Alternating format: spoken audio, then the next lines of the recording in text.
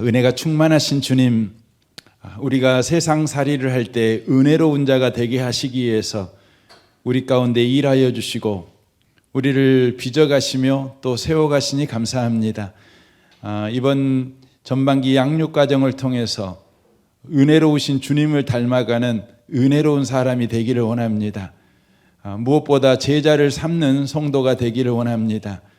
그 은혜를 우리 가운데 허락하시고 양육 과정이 또 그렇게 세워져 가는 귀한 과정이 되도록 주께서 축복하여 주옵소서. 예수님의 이름으로 기도합니다. 아멘. 아멘. 함께 참여하는 모든 분들 반갑습니다. 감사하고 또 사랑하고 축복합니다. 오늘 2주차입니다. 먼저 하나님의 말씀을 좀 보았으면 좋겠습니다. 마태복음 28장 말씀입니다. 16절 말씀부터 말씀을 보겠습니다. 마태복음 28장입니다. 함께 말씀을 좀 보도록 하겠습니다. 11 제자가 갈릴리에 가서 예수께서 지시하신 산에 이르러 예수를 배웠고 경배하나 아직도 의심하는 사람들이 있더라. 예수께서 나와 말씀하여 이르시되 하늘과 땅의 모든 권세를 내게 주셨으니 그러므로 너희는 가서 모든 민족을 제자로 삼아 아버지와 아들과 성령의 이름으로 세례를 베풀고 내가 너희에게 분부한 모든 것을 가르쳐 지키게 하라. 볼지어다 내가 세상 끝날까지 너희와 항상 함께 있으리라 하시니라. 아멘. 이 앞주에 오늘부터 제가 샤인 코스를 하겠다고 말씀을 드렸습니다. 그런데 제가 1주차 강의를 이렇게 하고 났더니 질문이 있었습니다. 그래서 그 질문에 대해서 말씀을 드리는 것이 낫겠다 생각이 들어서 오늘 한 번 더 하고 다음 주부터 샤인 코스를 시작하도록 하겠습니다. 양해를 해주시면 감사하겠습니다. 먼저 이 앞주에 우리가 나누었던 내용들을 좀 요약하는 시간, 좀 되새김질하는 시간을 먼저 좀 가졌으면 좋겠습니다. 이 앞주에 우리는 양육 과정의 목적에 대해서 함께 나누었습니다. 양육 과정의 목적은 제자를 삼는 성도가 되도록 바로 돕는 데 목적이 있다고 말씀을 드렸습니다. 제자를 삼는 일은 목회자에게만 한정된 주님의 명령이 아니라는 것이죠. 모든 성도에게 주께서 주신 바로 지상명령, 지극히 큰 명령이라는 것입니다. 여기서 모든 성도는 적어도 집사님 정도 되어야 되는 성도를 말하고 있는 것이 아니라 이제 막 예수를 믿는 성도, 이제 교회를 나오신 지 일주밖에 되지 않는 성도도 바로 이 제자 삼으라는 명령을 받은 분이라는 것을 여러분 기억하셨으면 좋겠습니다. 오늘 본문에도 봐도 예수를 믿지만 의심하는 사람에게도 우리 주님께서 제자 양육의 명령을 주셨습니다. 그러므로 사랑하는 성도 여러분, 제자 양육의 명령, 제자 삼으라는 명령은 바로 나에게 하신 명령이다. 바로 내가 그 명령을 받은 자다. 이것을 저와 여러분이 기억하십시오. 주님이 나에게 하신 명령이다. 이 부분을 저와 여러분이 놓치지 않으셨으면 좋겠습니다. 교회가 이렇게 제자를 삼는 일에 늘 깨어있는 교회, 늘 살아있는 교회가 될 때 이 교회가 바로 건강한 교회가 되는 것입니다. 바로 주님의 지상 명령에 바로 순종하는 바로 교회이기 때문에 그렇습니다.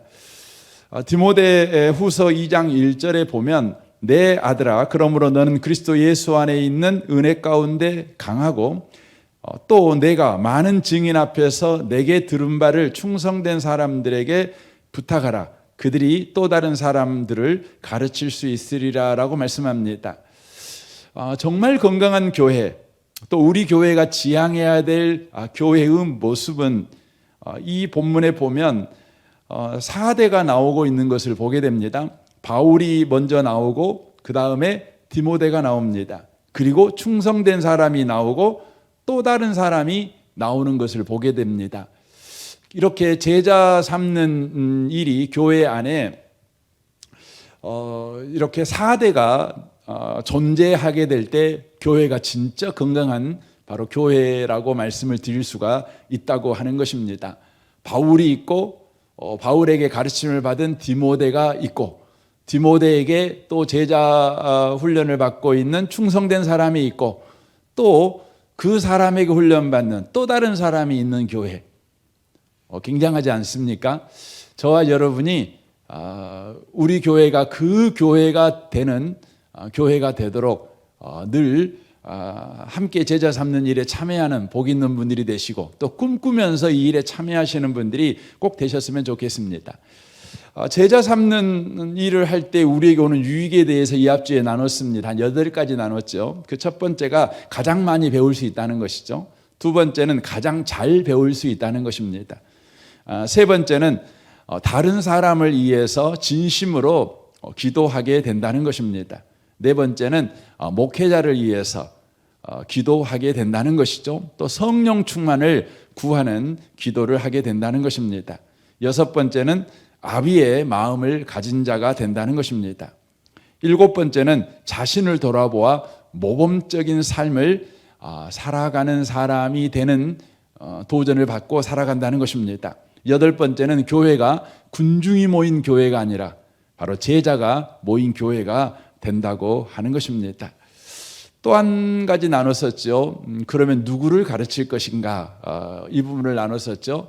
가장 먼저 가르쳐야 될 제자 교육의 대상, 제자 양육의 대상은 자기 자신이라는 것입니다. 두 번째가 수직적으로 자녀라는 것입니다. 그리고 세 번째가 수평적으로는 이웃이라는 것입니다. 저와 여러분이 제자 삼는 일에 이 세 대상을 잊어먹지 마십시오. 그래서 저와 여러분이 언제나 자기 자신이 제자가 되는 일에 늘 있는 그 1차적인 대상임을 놓치지 않으셔야 되고 또 자녀들을 하나님께서 우리에게 주신 것은 제자 양육을 하라고 우리에게 주셨다는 거, 이걸 놓치면 안 되겠습니다. 마지막으로 이웃을 제자 삼는 일 가운데 늘 있으셔야 된다고 하는 것입니다. 오늘은 이번 주 제가 이런 질문을 받았습니다. 제자 삼는 일을 하라고 이렇게 말을 들었는데 그러면 이제 우리가 제자 삼는 일을 하기 위해서 교회에서 제자 삼을 수 있는 그런 역할과 그런 사람을 붙여주십니까? 저한테 이런 질문을 했습니다. 이 질문은 교회에서 제자 삼는 일을 할 것인가? 교회 밖에서 제자 삼는 일을 할 것인가에 대한 질문이다, 이렇게 생각이 들어졌습니다. 이 질문은 아주 중요한 질문입니다. 이 질문을 여러분과 제가 바르게 이해하려면 패러다임의 전환이 바로 필요한 부분입니다. 지금까지 우리가 가지고 있는 패러다임은 교회 안에서 제자 삼는 일을 해야 된다, 이렇게 생각을 했습니다. 그러다 보니 목회자만 제자 삼는 일을 하는 게 당연해, 이런 생각을 가졌던 것입니다. 하지만 성경은 우리에게 제자 삼는 사역은 교회 안에서 하는 일이 아니라 교회 밖에서 하는 일인 것을 우리에게 말씀해 주십니다. 오늘 성경 마태복음 28장 19절을 보겠습니다. 그러므로 너희는 가서 모든 민족을 제자로 삼아, 이렇게 말씀합니다. 제자를 삼으려면 어떻게 해야 되냐면 가야 된다는 것이죠. 어디로 가야 됩니까? 바로 교회 밖으로 가라는 것입니다. 여기에 모든 민족이 돼 있죠. 여기에 모든 민족이라는 것은 믿는 민족을 말하고 있는 것이 아니라 안 믿는 민족을 말하고 있는 것입니다. 불신 민족을 말하는 것입니다. 불신 민족은 교회 안에 있지 않고 교회 밖에 있는 것 아니겠습니까? 그러므로 모든 민족을 제자로 삼으려면 교회 밖에서 제자 삼는 일을 해야 합니다. 그래서 가라고 말씀하십니다. 그리고 20절에 보십시오. 내가 너에게 분부한 모든 것을 가르쳐 지키게 하라. 볼지어다 내가 세상 끝날까지 너희와 항상 함께 있으리라라고 말씀합니다. 이 세상 끝날이라는 것은 종말을 의미합니다. 종말을 의미하는데 이건 이 두 가지 이 관점이 있습니다. 예수 믿는 사람에게는 여러분 끝날이 아닙니다. 시작날입니다.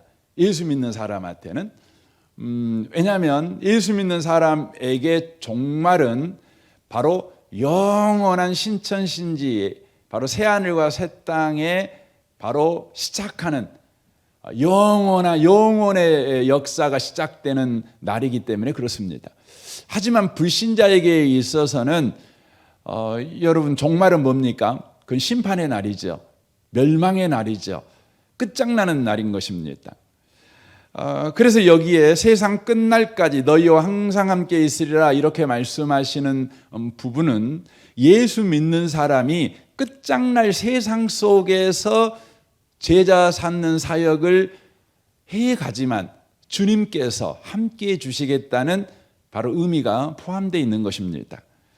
그러므로 제자 삼는 일은 예배당 안에서 하는 일이 아니라 예배당 밖에서 하는 일이라는 것을 우리가 기억해야 합니다.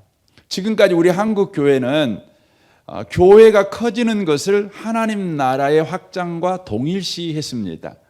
그래서 지금까지 더 많은 사람을 교회에 머물게 해서 더 큰 교회를 만드는 일에 열심을 가지고 있었습니다.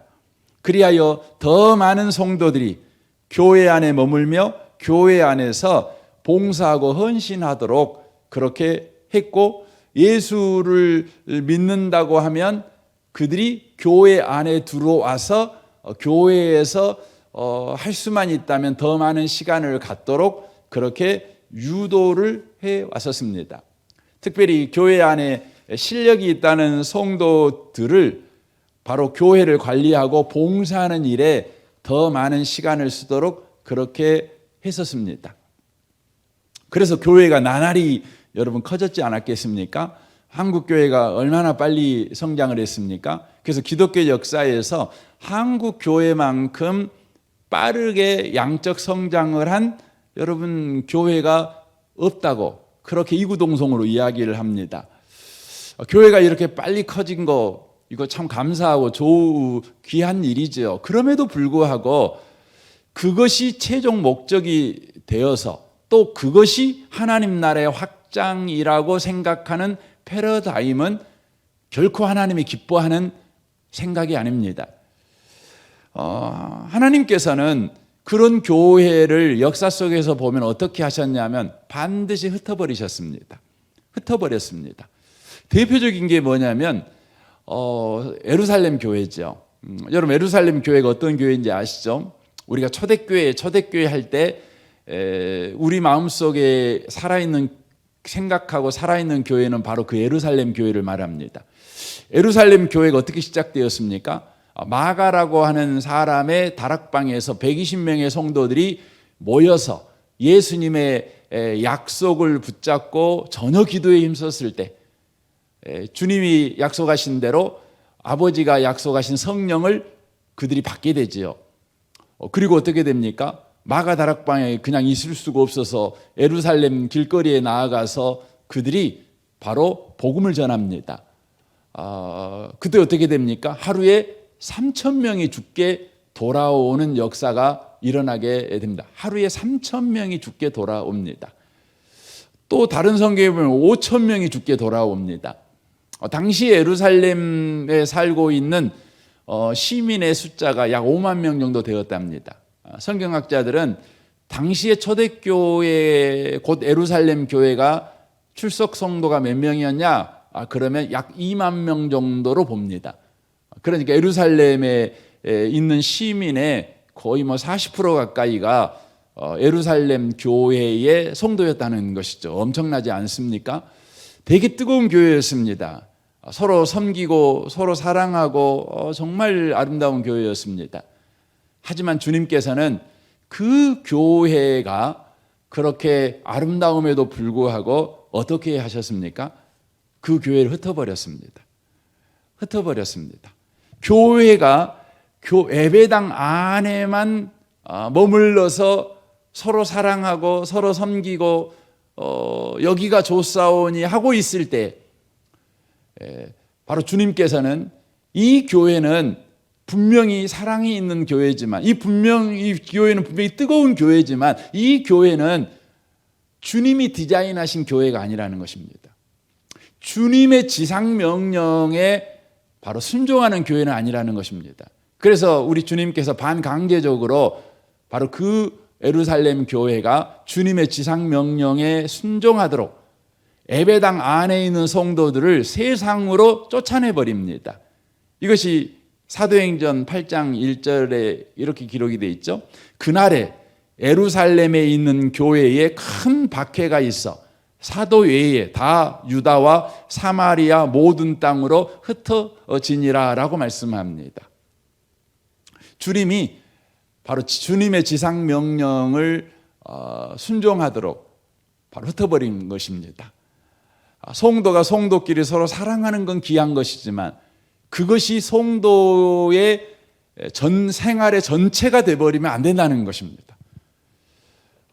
반드시 세상 밖으로 나아가서 제자 삼는 일을 해야 된다는 것입니다. 성경에서는 하나님 나라 확장을 예배당 안에 더 많은 성도가 모이는 것을 하나님 나라의 확장으로 인정하지 않습니다. 하나님이 인정하는 하나님 나라 확장은 뭐냐면 예배당에 모인 성도들이 세상 밖으로 나아가서 그들이 제자 삼는 일을 하고 있는가? 바로 거기로 하나님 나라의 확장이 되고 있는가 안 되고 있는가를 평가한다는 것입니다. 사도행전 11장을 보시겠습니다. 19절입니다. 그때에 스데반의 일로 일어나는 환란으로 말미암아 흩어진 자들이 베니게와 구브로와 안디옥까지 이르러 유대인에게만 말씀을 전하는데 그중에 구브로와 구레네 몇 사람이 안디옥에 이르러 헬라인에게도 말하여 주 예수를 전파하니 주의 손이 그들과 함께 하심에 수많은 사람들이 믿고 주께 돌아오더라. 예루살렘 교회가 이 사람들의 소문을 듣고 바나바를 안디옥까지 보내니 그가 이르러 하나님의 은혜를 보고 기뻐하여 모든 사람에게 굳건한 마음으로 주와 함께 머물러 있으라 권하니 바나바는 착한 사람이요 성령과 믿음이 충만한 사람이라. 이에 큰 무리가 주께 더하여지더라. 바나바가 사울을 찾으러 다소에 가서 만남에 안디옥에 데리고 와서 둘이 교회에 1년간 모여 있어 큰 무리를 가르쳤고 제자들이 안디옥에서 비로소 그리스도인이라 일컬음을 받게 되었더라라고 말합니다.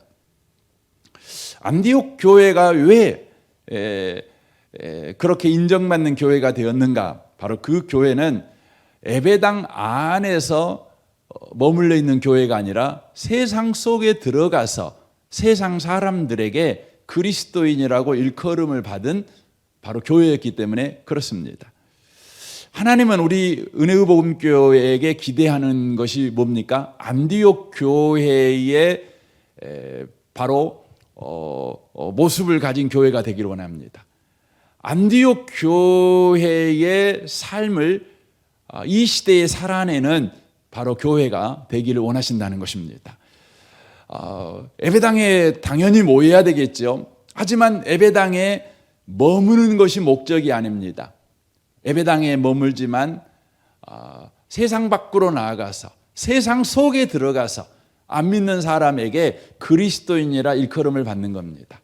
그리하여 안 믿는 사람들 속에서 들어가 그 안 믿는 사람들에게 바로 복음을 전하고 그들이 그리스도의 제자가 되도록 그들을 제자 양육시켜 가는 바로 교회가 되어야 된다고 하는 것입니다. 우리 교회가 바로 숫자를 자랑하거나 건물을 자랑하거나 그 어떤 것을 자랑하는 교회가 되면 안 됩니다.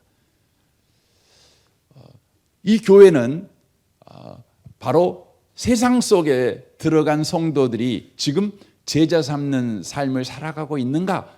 이것으로 우리 교회가 얼마나 건강한가 안 건강한가를 평가할 수 있다는 것입니다.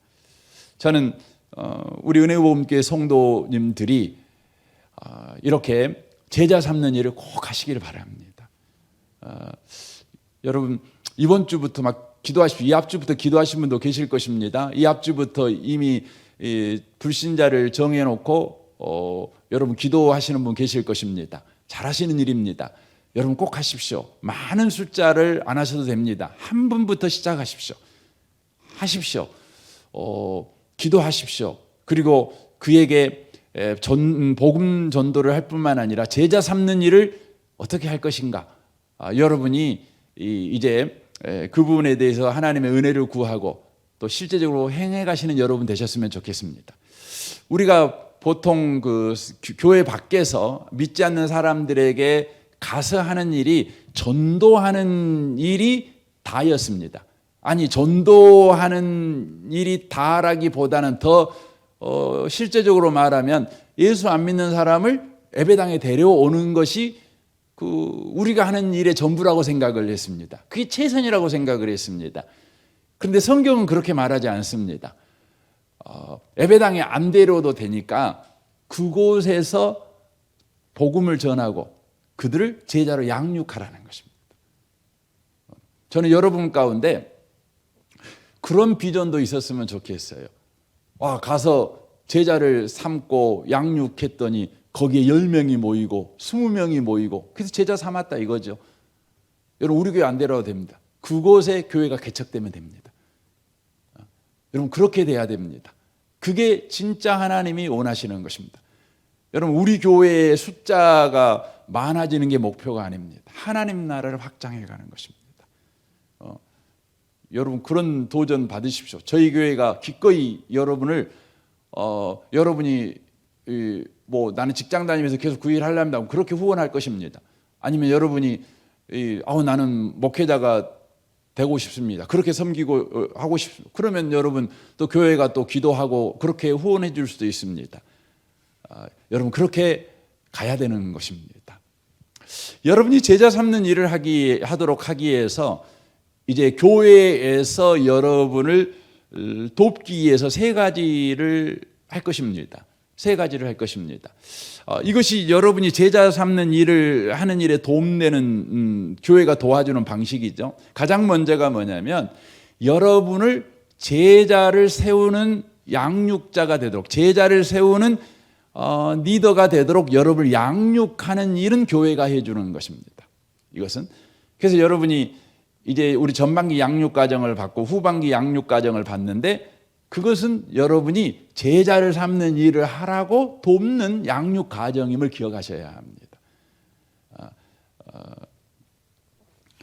교회에 봉사하고 헌신하게 하는 목적으로 양육 과정을 하는 것이 아닙니다. 여러분이 세상 속에 들어가서 제자를 가르치기 위한 목적으로 양육 과정을 하는 것입니다. 교회는 여러분 주차장이 아닙니다. 교회는 주유소와 같습니다.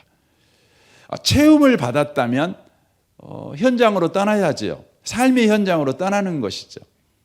그래서 여러분이 이 전반기 양육 과정이나 후반기 양육 과정을 통해서 여러분 체험 받으십시오. 그리고 여러분이 제자 삼아야 되는 사람들이 있는 그 세상 속으로 여러분 나아가십시오. 우리 교회 양육 과정은 크게 네 가지로 되어져 있지 않습니까? 가장 먼저가 샤인 코스이지 않습니까? 두 번째가 제자의 삶이죠. 세 번째가 하나님을 경험하는 삶. 그리고 네 번째가 교회에서 하나님을 경험하는 삶. 이렇게 양육 과정이 있습니다. 그리고 이 양육 과정을 마칠 때마다 이제 저희가 코로나 때문에 좀 쉽지는 않지만 어쨌든 코로나가 끝나면 이렇게 할 것입니다. 샤인 코스가 끝나거나 그 중간에 우리 성령 수양회, 주말 수양회를 꼭 할 것입니다. 지금에 그래 왔었죠. 그 다음에 제자의 삶이 끝날 때 내적 주의 수양회를 할 것입니다. 내적 주의 수양회를 할 것입니다. 그 다음에 학영삼 공부가 끝나면 단기 선교를 하려고 생각 중입니다. 그래서 뭐 일주일 혹은 뭐 3, 4일이라도 이렇게 단기 선교, 국내 선교를 하든 해외 선교를 하든 이렇게 단기 선교 과정을 하려고 합니다. 그리고 교회 학영삼이 끝나고 나면 어떻게 하려고 하냐면 교회 학영삼을 끝나시는 분들이 가정이나 혹은 다른 장소에서 한 4일 정도 초청을 해가지고 복음 초청, 복음 전도를 하는 그런 일을 해야 되겠다. 지금 그렇게 생각을 하고 있습니다. 이와 같이 교회에서는 양육 과정을 통해서 여러분이 제자를 삼을 수 있도록 돕는 일을 하려고 합니다. 두 번째로는 이 순모임을 하는 것이죠. 격려하는 일을 교회가 해야 되니까요. 순모임이 교회 가운데 필요한 이유는 여러 가지가 있지만 이 제자를 삼는 일을 위해서도 순모임이 꼭 필요합니다. 순모임은 가르치는 장소가 아닙니다. 순모임은 서로 돌아보아서 선행을 격려하는 장소이죠.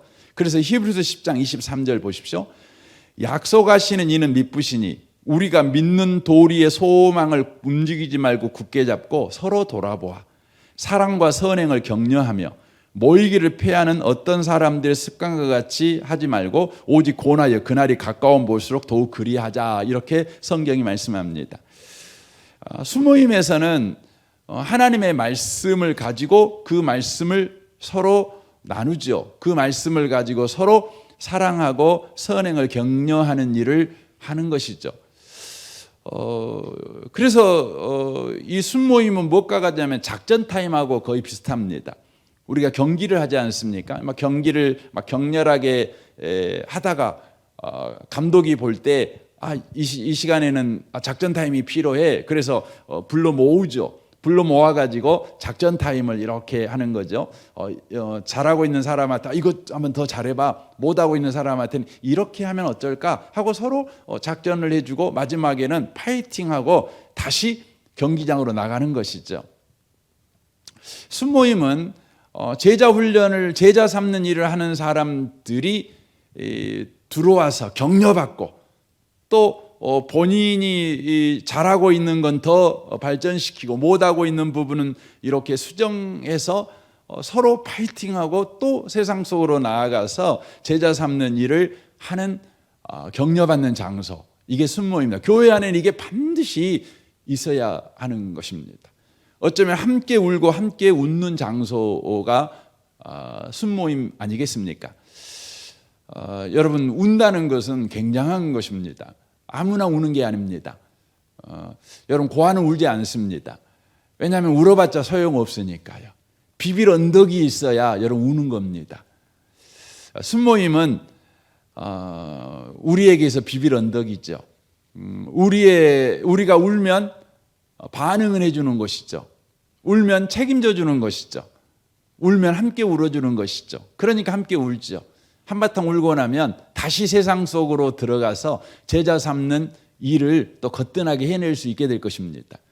저는 저희 교회가 순모임이 이렇게 항상 서로 돌아보아 격려하는 그런 순모임이 되어서 제자 삼는 일을 세상 속에 들어가서 계속해서 해내는 그런 성도들이 많아지는 은혜가 꼭 있었으면 좋겠습니다. 마지막으로는 제자 삼는 일을 하기 위해서 교회 가운데 꼭 있어야 될 일이 있는데, 그것은 사역이 교회 가운데 꼭 있어야 합니다. 이 사역이라는 말은 바로 불신자들이 복음을 들을 수 있도록 교회가 1년에 한 번 정도 초청하는 바로 기회를 갖는 것이죠. 그래서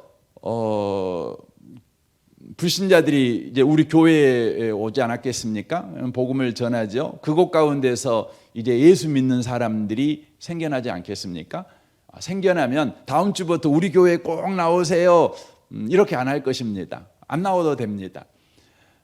우리 성도들하고 매치를 시켜줄 것입니다. 그래서 그 성도님들이 그 불신자가 오늘 예수 믿기로 작정한 그 사람이 바로 있는 곳에 찾아가서 제자 삼는 일을 할 수 있도록 그렇게 하는 사역이 교회 가운데 꼭 필요하다 이런 생각을 해보게 됩니다. 사도행전 19장 8절을 봐보십시오. 바울이 해당에 들어가 석 달 동안 담대히 하나님 나라에 관하여 강론하며 권면하되 어떤 사람들은 마음이 굳어 순종하지 않고 무리 앞에서 이 도를 비방하거늘 바울이 그들을 떠나 제자들을 따로 세우고 두란노 서원에서 날마다 강론하니라 라고 말합니다. 바울이 제자 삼는 일을 하기 위해서 했던 일이 뭐냐면 해당에 가서 석 달 동안 복음을 전했습니다. 쉽게 말하면 전도 집회를 한 것이죠. 거기에 반응하는 사람들만 따로 세워갖고 두란노 서원에서 제자 삼는 일을 했다는 것이죠. 교회 안에도 이 사역이 필요합니다. 안 믿는 사람들을 초대해갖고 복음을 전하고 거기에 반응하는 사람들을 따로 세워서 제자 삼는 일을 하는 것이죠. 그때 그 제자 삼는 일을 바로 성도님들이 그들의 현장에 찾아가서 하는 것이라고 하는 것이 좋겠죠. 저는 매년 3월 달 정도에 하면 좋겠다 이런 생각이 들어요. 올해는 코로나 때문에 교회적으로 하기는 어렵지만 여러분이 1대1로 하면 좋겠다 생각을 합니다. 그래서 우리 성도님들이 이 앞주부터 기도하고 있는 그 대상을요 다음 주부터 초대를 좀 하십시오. 제가 샤인 코스 1주차부터 제가 여러분한테 하면 그것을 여러분이요 그분들한테 전해주는 것입니다. 전해주는 것입니다. 반응이 있는 분이 계실 것이고 반응이 없는 분도 계실 것입니다. 반응이 있다면 이제 제자 삼는 일을 하시면 되는 것입니다. 그 다음에 제자의 삶이라는 공부를 하게 될 것인데 그걸 가르치면 되는 것이죠. 그런 식으로 여러분이 해가시면 좋겠다 이런 생각이 들어져 갑니다. 오늘 좀 정리를 좀 해볼까요? 제자 삼는 일은 어디서 할 것인가? 세상 속에 들어가서 하는 것입니다. 이 일을 위해서 교회가 세 가지로 여러분을 섬길 것입니다. 가장 먼저는 양육과정으로, 두 번째는 소그룹으로 순모임이죠. 세 번째로는 이 사역으로 여러분을 섬길 것입니다. 여러분들의 삶에 꼭 제자 삼는 일이 꼭 있으셨으면 좋겠습니다. 그래서 하나님이 디자인하신 바로 그 교회가 바로 우리 은혜의 복음 교회가 꼭 되었으면 좋겠습니다. 늘 꿈꿉니다. 이 시대에 많은 교회가 있지만 안디옥 같은 교회가 이 시대에도 여전히 필요하다. 바로 그 교회가 우리 교회가 꼭 되었으면 좋겠다. 이런 소원이 있습니다. 여러분과 저에게도 동일한 소원이 불같이 일어났으면 참 좋겠습니다.